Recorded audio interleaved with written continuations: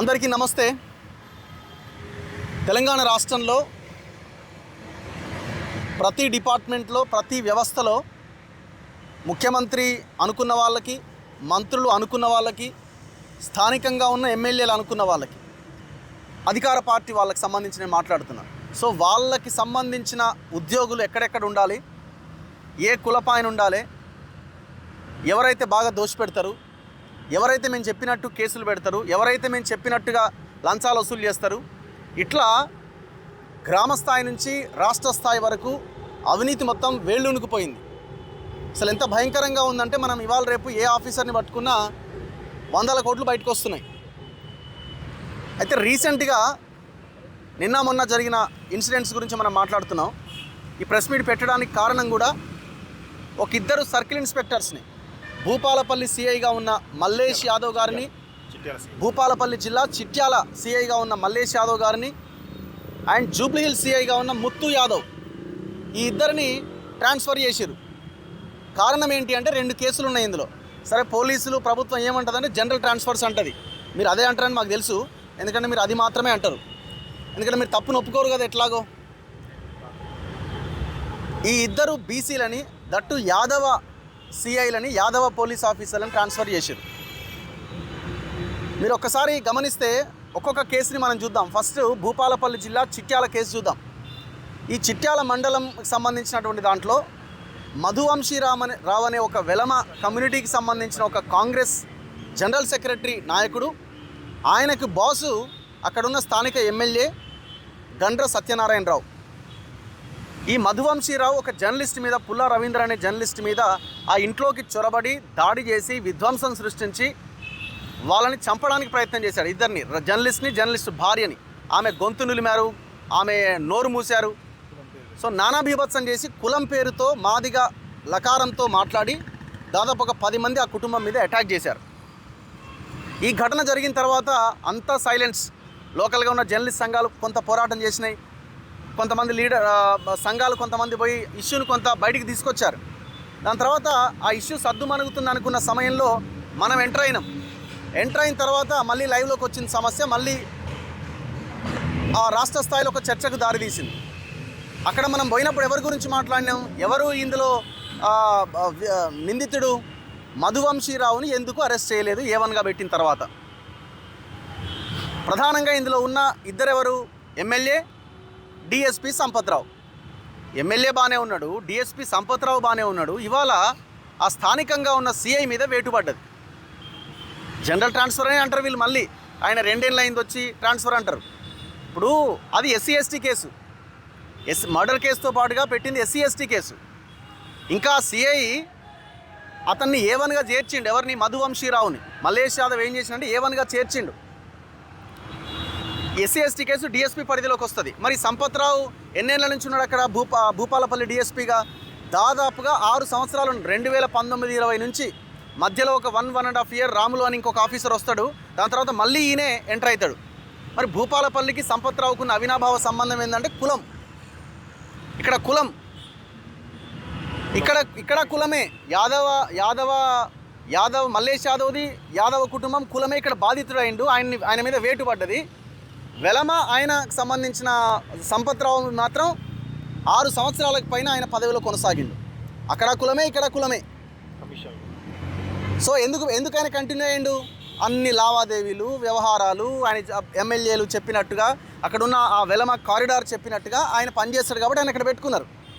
ఇప్పుడు SC/ST కేసుకు బాధ్యులు ఎవరు? డిఎస్పీ. మరి ఇక్కడ ఎవరిని సస్పెండ్ చేయాలా? 6 ఏళ్ల నుంచి ఉన్న డిఎస్పీని సస్పెండ్ చేయరు, చివరికి సిఐ మీద వేటు పడుతుంది. అంటే జనాలకు చెప్పుకోవాలి కదా, మేము కరెక్ట్గా ఉన్నాం, మేము లా అండ్ ఆర్డర్ కరెక్ట్గా పెట్టినాం కాబట్టి సిఐని సస్పెండ్ చేసినాం. అసలు సంబంధం లేని సిఐని సస్పెండ్ చేసారు. అన్ని సంబంధాలున్న డిఎస్పీని, ఎమ్మెల్యేని పక్కన పెట్టిరు. ఇప్పుడు ఎమ్మెల్యేకి కూడా ఆ పదవి నుంచి కూడా వీకాలి. నేను ఎమ్మెల్యేని, జనాలు నాకు ఓట్లేసారంటే, జనాలు ఓట్లేసినప్పుడు జనాల కోసం పనిచేయాలి. జనాల కోసం పనిచేయకుండా ఇట్లాంటి డిఎస్పీ సంపత్రావు లాంటి పోలీస్ ఆఫీసర్లను పెట్టుకొని ఇట్లాంటి కింది స్థాయి అధికారుల మీద కేసులు. ఆయన 6 ఏళ్ళు ఎట్టుంటాడు, సిఐ ఆయన ఎట్లా ట్రాన్స్ఫర్ చేస్తారు? సో ఇది ఎంత అన్యాయం ఇది. ఇక్కడ మల్లేష్ యాదవ్ ఇక్కడ బలైండు, సంపత్రావు చాలా సేఫ్గా ఉన్నాడు. ఈ టోటల్ ఎపిసోడ్లో కల్ప్రిట్లు ఎవరంటే ఒకటి సంపత్రావు, ఒకటి భూపాలపల్లి ఎమ్మెల్యే గంటా సత్యనారాయణ. వాళ్ళకి ఏ ఇబ్బంది లేదు, చేతులు దులుపుకున్నారు, అయిపోయింది.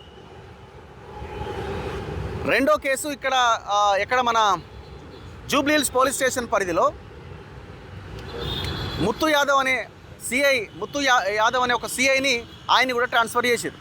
కారణం ఏంటి అంటే కొండా సురేఖ ఓఎస్డి సుమంత్ సంబంధించిన వ్యవహారంలో ఎవరినో కొట్టిర్రు, వాళ్ళకి గొంగిడి హరికృష్ణ అనే వ్యక్తిని కొట్టితే గాయాలైతే ఎఫ్ఐఆర్ ఫైల్ చేయడంలో లేట్ అయింది, సుమంత్ను అరెస్ట్ చేయడంలో లేట్ చేసిండు అని జూబ్లీహిల్స్ సిఐ మీద వేటుపడ్డది. ఈ పర్టికులర్ అంశంలో అసలు Jubilee Hills police station CC footage బయట పెట్టాలి, అర్ధరాత్రి ఏం జరిగిందో. అసలు ముత్తు యాదవ్ మీకు వ్యతిరేకంగా ఎక్కడ పనిచేసిండు అక్కడ సిఐ?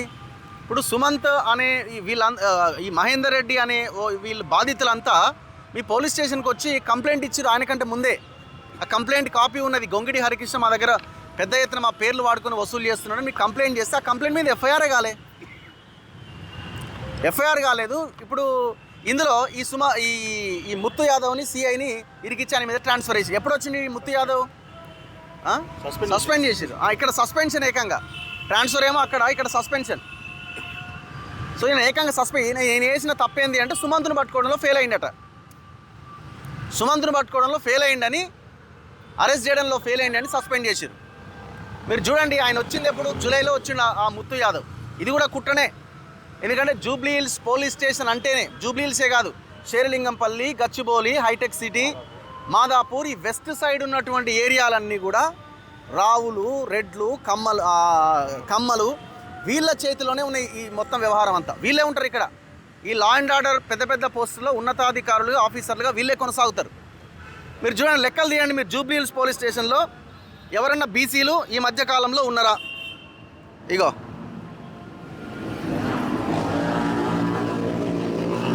2006లో శ్రీనివాసరావు, 2007లో శ్రీనివాసరావు, నరసింగరావు, అంత రావులే. మొత్తం ఆ కారిడార్ అంతా కమ్మలకు అప్పచెప్పారు. మరి ఎంతమంది రావు అంటే ఇలా రావు అని అందరికీ ఉంటుంది అనుకోండి, కానీ మన ఎస్సీ ఎస్టీ బీసీలు అయితే ఇలా లేరు. DV Pradeep Kumar Kamma, S Venkatareddy, K Purnachandar, 2019-20లో బలవంతయ్య, 2021లో రాజశేఖర్ రెడ్డి, 2023లో పి రవిప్రసాద్, 2021లో రాజశేఖర్ రెడ్డి, 23లో రవీంద్ర ప్రసాద్, 24లో వెంకటేశ్వర్ రెడ్డి, 25లో శ్రీనివాసులు రెడ్డి, 26 జూలైలో ముత్తు యాదవ్ వచ్చింది. ఎప్పటి నుంచి లెక్క చెప్తే ఇంక అంతకుముందు లెక్క తీస్తే మొత్తం వాళ్ళే ఉంటారు. అంటే మీ కారిడార్ ఇది. అక్కడ ఎట్లొచ్చిండో అటో ఇటో మరి ఆడ అది తెలియదు, కానీ వచ్చిన నెల రోజుల్లో లేపావతల పడేసారు. కథం. వాళ్ళు మాట్లాడలేరు కదా, డిపార్ట్మెంట్ యూనిఫామ్ సర్వీస్ కాబట్టి వాళ్ళు మాట్లాడలేరు, బయటికి రాలేరు పాపం. ఇట్లా నలిగిపోతున్నారు వీళ్ళంతా. ఇప్పుడు ఇది మీ కులం ఎందుకు వచ్చింది, మన ఆడ కులం ఎందుకు వచ్చింది? సంపత్రావుని 6 ఏళ్ళు ఎట్లా కంటిన్యూ చేసి భూపాలపల్లిలో? కులం కాదా? కులమే కదా అది. సో ఇంత ఓపెన్గా ఈ జూబ్లీహిల్సే కాదు, ఇంకా ఈ చుట్టుపక్కల ఈ వెస్ట్ సైడ్ ఉన్న ప్రాంతాలు మొత్తం వీళ్ళ చేతిలోనే ఉన్నాయి. ఆర్డీఓలు చూడండి మీరు, ఆర్డీఓలు గ్రేటర్ హైదరాబాద్ చుట్టుపక్కల మల్కాజ్గిరి నుంచి మొదలు పెడితే మహేశ్వరం ఇదంతా మొత్తం రెడ్లే. ఒక్కడే ఒక బీసీ ఎక్కడో ఉన్నట్టున్నాడు, బీసీఓ ఎస్సీఓ ఒక్కడే. ఆర్డీఓలు ఏం చేస్తారు? భూములు, లావాదేవీలు. ఎవరి భూమి ఎట్లా సెట్ చేయాలి, రేవంత్ రెడ్డికి సెట్ చేయాలి, మొత్తం అందరికి సెట్ చేయాలి కాబట్టి మొత్తం వాళ్ళని పెట్టుకున్నారు.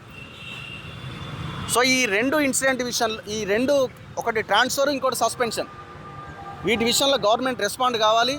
ఖచ్చితంగా బీసీ సంఘాలు, ప్రజా సంఘాలు అందరూ మాట్లాడాలి. ఇందులో ఎవరైతే కల్ప్రిట్స్ ఉన్నారో సంపత్రావుని ఇమీడియట్గా అక్కడి నుంచి తొలగించాలి. ఎందుకు తొలగించరు? 6 సంవత్సరాలు ఒక ఆఫీసర్ ఎట్లుంటాడండి ఒక ప్రాంతంలో? సో దీని మీద తక్షణమే గవర్నమెంట్ రెస్పాండ్ అవ్వాల్సిన అవసరం ఉన్నది. ఈ ఎవరైతే ఆఫీసర్ ఉన్నారో వాళ్ళని అక్కడి నుంచి తీసేయాలి. అండ్ దాంతోపాటు జూబ్లీహిల్స్ పోలీస్ స్టేషన్లో ఆ సీసీ కెమెరా ఫుటేజ్ ఏం జరిగింది, అసలు గొంగిడి హరికృష్ణ అనే వ్యక్తి రాత్రంతా పోలీస్ స్టేషన్లో ఉన్నాడు అంటున్నారు. మరి ముత్తు యాదవ్ చేసిన తప్పేంది, ఎందుకు ఆయన్ని సస్పెండ్ చేశారు, ఇవన్నీ బయటికి రావాల్సిన అవసరం ఉన్నది.